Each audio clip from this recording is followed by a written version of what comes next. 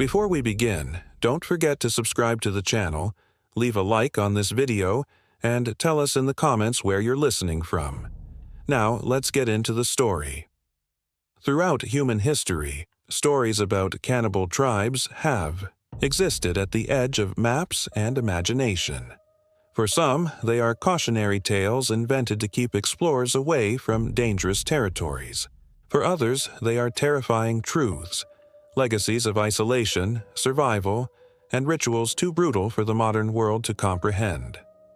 Records from as far back as the 16th century tell of expeditions vanishing into dense jungles, only for traces of them to be discovered in ways that suggest they hadn't merely been killed.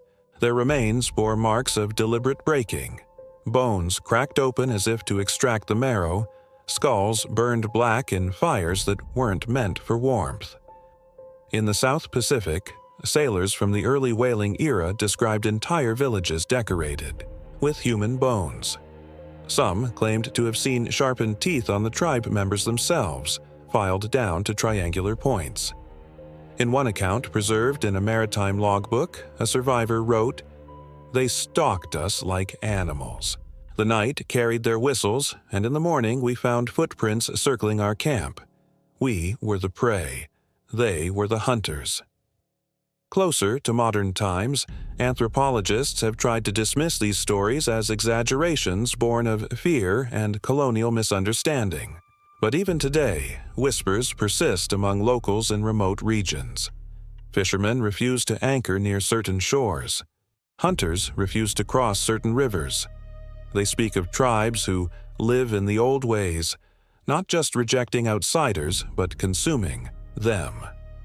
In the late 1800s, a German scientific expedition set out to map a remote island in the South Pacific. Their notes, later recovered in fragments, describe figures painted in red and white, moving in silence, following us wherever we went. The last legible entry reads, "We cannot sleep. They are waiting. We will not last the night." The OC entire team vanished, and only a single journal washed ashore weeks later, its cover torn, its pages smudged with what appeared to be blood. In the 1950s, a missionary plane crashed in the Amazon basin. Rescue teams who ventured into the area reported finding parts of the aircraft scattered across the forest floor, surrounded by sharpened wooden stakes. Among the wreckage were crude carvings of human figures etched into bark and bones scattered unnaturally, as if placed deliberately. A confidential report, later leaked, suggested the bones had been broken with tools consistent with hunting techniques, not accidents, not scavengers. Even into the late 20th century, these stories never truly stopped. In Papua New Guinea, villagers told journalists about forest people who lured travelers deeper into the jungle with voices that imitated human cries. In the Philippines, fishermen whispered about hunters who emerged from the trees painted in ash, carrying spears tipped with bone, dragging the unlucky back into the shadows. Satellite imagery from the last 2 decades has only deepened the mystery. Occasionally, researchers spot clearings appearing suddenly in dense jungle, marked with patterns of bones or ash visible even from above. Governments dismiss these as natural phenomena or agricultural burn marks, but locals insist they know better. For those who live near these forbidden zones, the warnings are clear. Do not go in. Do not follow the voices. Do not answer the drums that sometimes echo from deep inside, because those who do are never seen again. And then came the case of Emily Carter, a 27-year-old traveler from Oregon. Emily was not a reckless teenager or a naive tourist. She was a seasoned backpacker, someone who had spent years exploring remote landscapes, someone who thrived in places that frightened others. She was also an aspiring documentary filmmaker, determined to capture the raw, unfiltered reality of the world's most untouched regions. Friends described her as fearless. Family described her as stubborn. To Emily, danger was not a deterrent but an invitation. In 2017, she set out alone to document remote jungles in Southeast Asia. Her plan was to travel light, record footage of landscapes rarely seen by outsiders, and compile her experiences into a documentary she hoped would launch her career. She carried cameras, journals, and an unshakable belief that she could handle whatever came her way. But when she reached one particular stretch of rainforest, an area locals warned her never to enter, her story changed forever. Because Emily Carter didn't just vanish.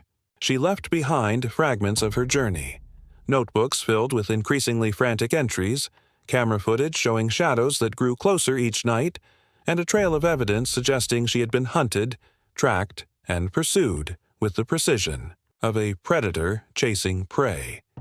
The people who followed her were not just protecting their land, they were hunting her, and the ritual that awaited her was something most of the modern world would rather pretend no longer exists.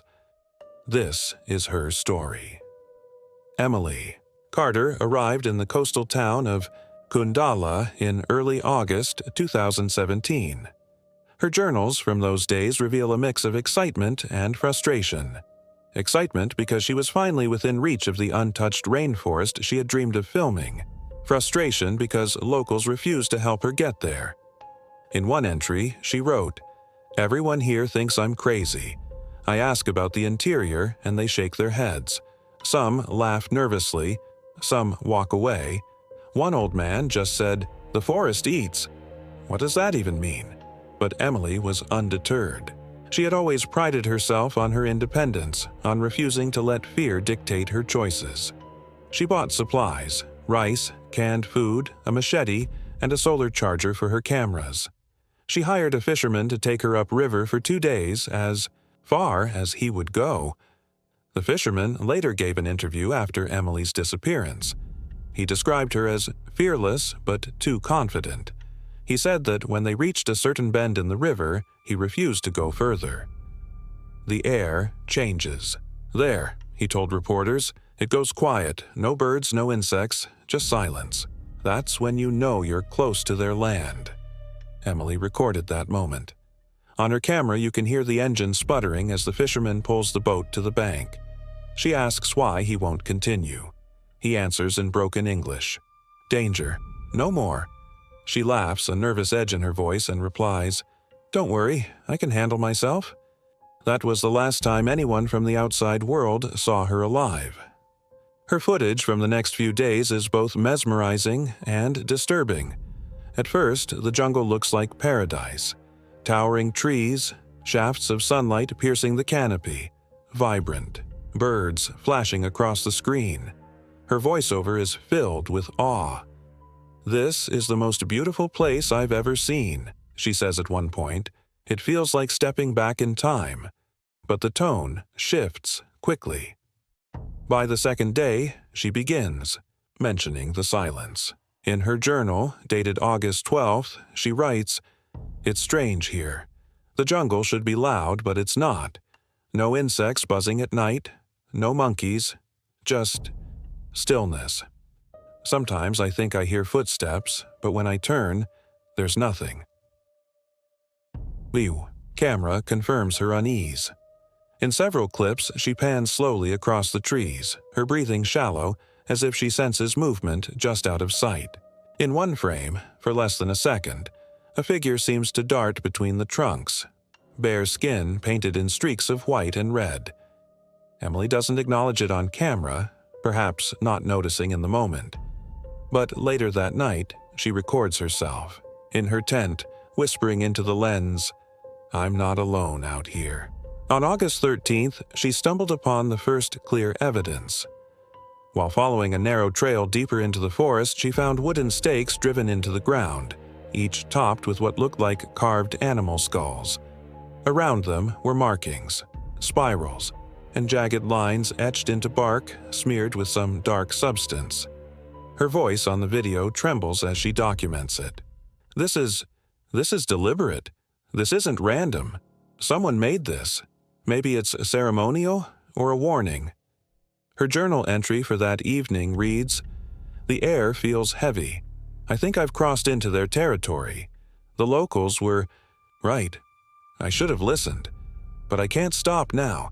If I'm the first to capture this, It will be worth it. That night, her camera picks up sounds outside her tent. At first, faint whistles like signals. Then the crunch of footsteps circling. She whispers, barely audible, "They're out there." The screen stays black, but the audio is unmistakable. Low chanting, rhythmic, growing louder before suddenly, stopping. On August 14th, Emily pushed further. She filmed what appeared to be an abandoned camp, charred remains of a fire, bones scattered around the ashes. At first, she thought they were animal bones. But the camera zooms in on one fragment, long and narrow with a rounded joint. Forensic experts who later examined the footage suggested it could be human. In her journal that day, Emily wrote, "I don't know why I'm still here. Part of me wants to turn back, but something won't let me. It feels like I've been chosen.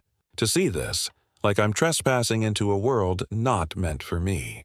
By then, her handwriting had grown uneven, her sentences fractured, as though exhaustion and fear were overtaking her. On the evening of August 15th, she left what may be her final calm recording. Sitting by a small fire, her face illuminated in flickering light, she speaks directly to the camera. Her voice is steady, but her eyes dart constantly to the trees. "If something happens to me," she says, "let this footage be proof. They're here. They're real. And they're watching me.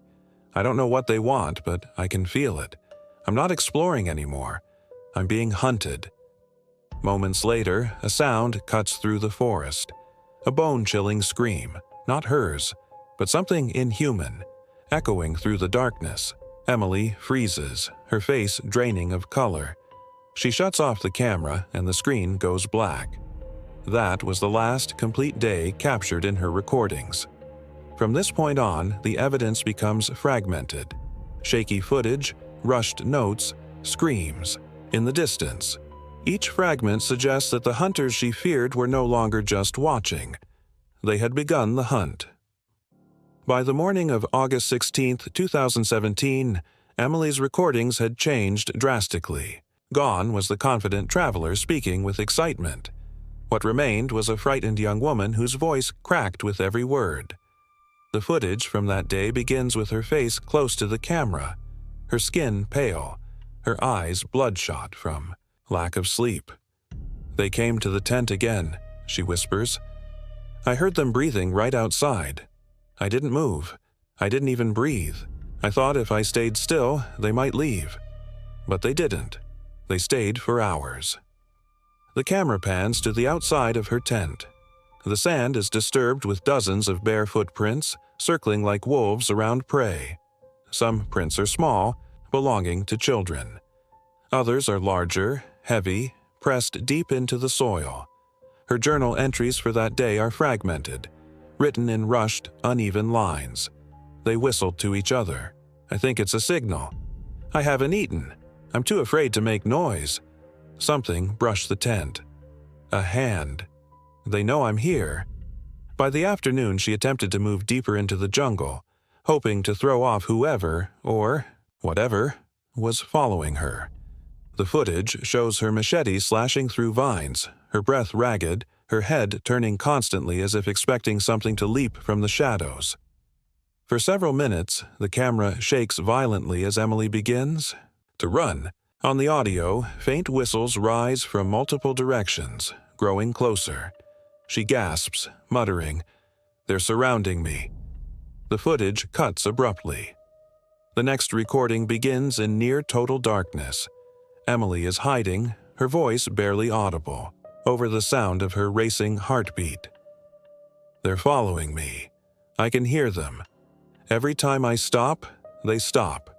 Every time I move, they move." In the distance, torchlight flickers through the trees. Figures move between the trunks, painted, bodies glinting with ash and blood. Their movements are deliberate, methodical. They are not searching. They are hunting. Emily stifles a sob. "They're playing with me," she whispers, "like I'm prey." On August 17th, her journal becomes almost unreadable, scribbled in haste. "E.I. Can't sleep. I can't eat. They want me weak. I saw one today. His teeth, sharpened, smiling. They don't just want to kill me. They want to take me. The camera from that day captures what experts later called the most chilling evidence. Emily stumbles upon a clearing. In the center stands a crude structure of wood and vines, decorated with bones tied in patterns. Some bones are unmistakably human. Skulls hang from cords, their eye sockets stuffed with feathers. Emily's voice trembles. This is it. This is where they bring people. Then, from the tree line, a low chant begins. Rhythmic, guttural, dozens of voices blending into something primal and terrifying. Emily gasps, drops the camera, and the screen tilts sideways. The chanting grows louder as feet pound the earth. She screams once, raw, piercing, before the recording cuts to black. The final fragments of footage recovered from her camera are disjointed, filmed while running. The image shakes violently, blurs of jungle rushing past. At one point, the lens catches a painted figure leaping across the path behind her, bare feet slamming into the ground. Another clip shows arrows embedded in tree trunks, narrowly missing her. The last known recording is just 12 seconds long. Emily is crouched in the dark, her face streaked with dirt and tears. She looks directly into the lens, whispering, "If anyone finds this, tell my mom I'm sorry. Tell her I tried." Behind her, a shadow moves. A hand painted in red slides into the frame, reaching. Emily's eyes widen in terror. Then the screen cuts out forever. Her final journal pages, recovered from a waterproof pouch weeks later, are nearly illegible. The last line, written in jagged, smeared ink, reads, "They're here." After that, there is nothing. Emily Carter was never seen again. When Emily Carter failed to return to the coastal town of Kundala on her scheduled date, her disappearance at first raised little alarm. Travelers often lost track of time in remote areas. But after several days passed without contact, concern grew. Her mother reported her missing from Oregon, and soon both local and international agencies were involved. The search began along the river she had traveled. Fishermen who had last seen her pointed to the bend where they refused to continue. "Beyond there," one of them told reporters, "she entered their world, not ours." His words were dismissed by investigators as superstition, but he repeated them with conviction. The forest eats. The recovery of her belongings. Weeks later, a breakthrough came. A search team found fragments of Emily's gear washed up miles downstream. Among them was a torn backpack, a waterproof pouch containing her journals and her camera. The equipment was battered, water-damaged, but salvageable. The footage, once analyzed, painted a chilling picture. Investigators watched in silence as Emily's confident voice turned into whispers of terror. They saw the crude totems, the footprints circling her camp, the torchlight moving between the trees. They heard the chants, and they watched the final seconds, Emily's wide eyes as a painted hand reached from the darkness. One official who viewed the recordings told journalists anonymously, "It was the most disturbing thing I've ever seen. It didn't feel like watching history. It felt like watching a hunt." Her journals confirmed the fear captured on camera. The early entries were steady, curious, even playful. But as the days passed, the handwriting grew jagged. The sentences, shorter, fragmented. They whistled to each other. "I can't sleep. They want me weak." The final line, "They're here," was underlined 3 times, the ink smeared by what appeared to be water or tears. Official explanations. The authorities issued a statement calling her disappearance a tragic accident.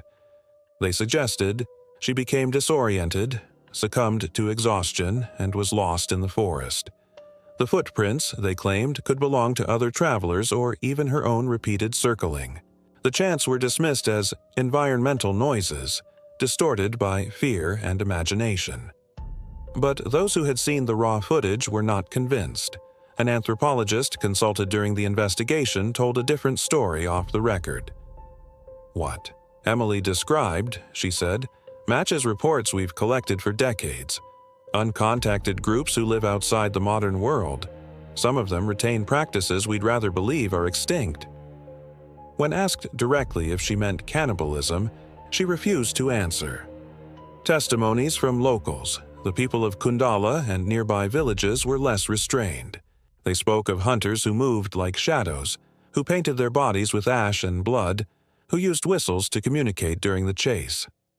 One elderly fisherman said he had once seen a group on the riverbank at dusk. "They were carrying something between them," he whispered. "Something human. I turned my boat away and never went back." Another villager insisted he heard drums deep in the forest on the same night Emily vanished. "The rhythm was steady, like a heartbeat," he said, "and then it stopped all at once. Silence. That's how you know the ritual is complete." For the locals, Emily's fate was not a mystery. It was a confirmation of what they had always known. The tribe still hunted. The tribe still consumed. And outsiders who crossed into their territory would never return. Theories and debate. The release of portions of Emily's footage sparked worldwide debate. Some experts insisted the figures seen in the recordings were shadows, tricks of light, or even fabricated. Others argued the evidence was undeniable. Survival specialists pointed to the hunting patterns described, the whistling signals, the encirclement of her camp, as textbook examples of coordinated tracking. "This wasn't random," one said. "She was being stalked like prey." Forensic analysis of the bones filmed in the clearing suggested they were indeed human, though degraded and difficult to identify.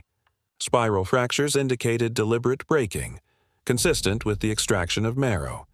Yet governments were quick to downplay these findings, citing the need to protect isolated groups from outside interference. "Speculation only endangers more lives," one spokesperson said. "Respect their isolation." But many asked, respect at what cost? The family's struggle back in Oregon. Emily's mother refused to accept the official narrative. She launched petitions, gave interviews, begged for the full release of her daughter's footage. "The world needs to see what happened to her," she said through tears. "She wasn't lost. She was hunted." Her pleas were met with silence. The most disturbing clips, those showing the chanting, the torchlight, the final moments, were classified, locked away from the public. Leaked fragments circulated online, sparking horror and fascination, but the complete story remained hidden. The family still holds vigils every year on the anniversary of her disappearance. They light candles and play recordings of Emily's voice, her laughter before the jungle turned it into screams. The lingering mystery. To this day, no body was ever recovered. No definitive proof of her death exists, only the chilling evidence she left behind. Fishermen still report seeing fires deep in the forest on moonless nights. Drones occasionally capture strange clearings, circles of ash, patterns of bones, structures of wood and vine. Each time, officials dismiss them as natural or fabricated, but locals whisper that Emily is not gone, not entirely. They believe her spirit lingers in the jungle, forever running, forever hunted.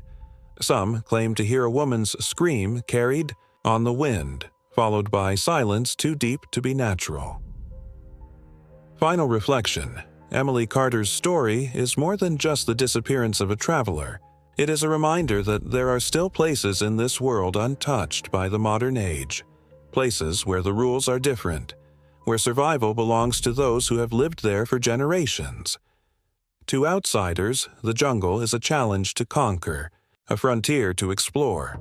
To those who live within it, the jungle is home, and intruders are prey. What happened to Emily may never be fully known, but the fragments she left behind, the journals, the footage, the whispers of locals, paint a picture too consistent to ignore. She was not lost. She was hunted. And somewhere, deep in the forest, the tribe that chased her still waits, silent, watching, ready for the next outsider bold enough or foolish enough to enter their world. Because once you cross that invisible line, you do not return. You are prey. Forever.